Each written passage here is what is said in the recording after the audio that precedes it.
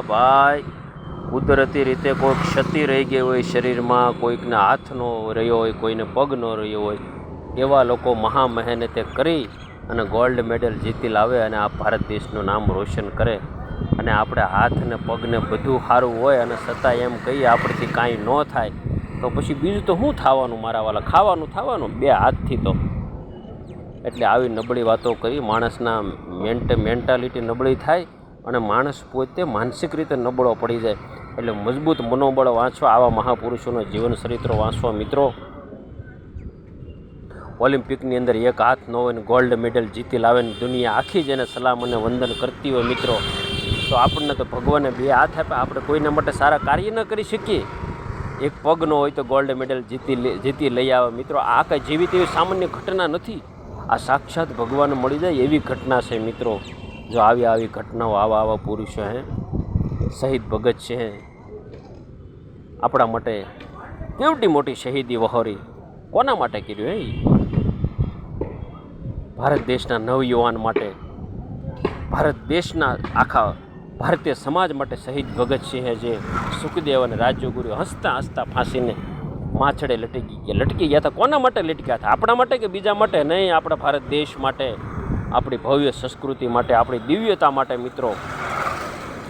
આવા મહાપુરુષો આવા કાર્યો કરી જાય મિત્રો, તોય હજી આપણને એમ લાગે કાંઈ નથી થયું.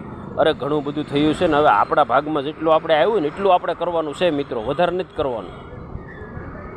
એમ સલાહ દેવા કરતાં કામ કરી બતાવી એ મહત્ત્વનું હોય છે કોઈ પણ ફિલ્ડની અંદર, અહીંયા કે બીજે.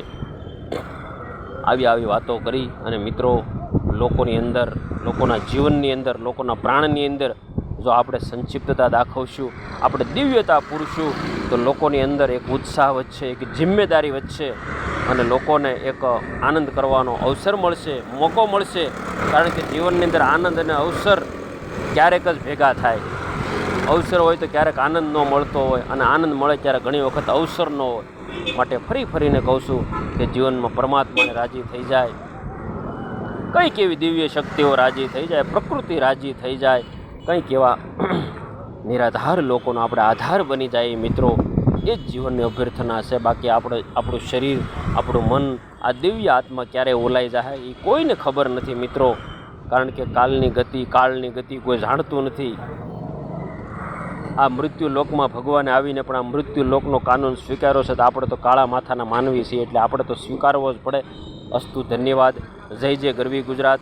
આજના પ્રસંગે આપ તમે બધા અને આપણે સહિયારો પ્રયાસ કરશું કે કંઈ દિવ્યાત્મ શક્તિ વધે, કંઈ રૂડું થાય. એ જ વસ્તુનો અભ્યર્થના સાથે મારી વાણી વિરામ આપું છું.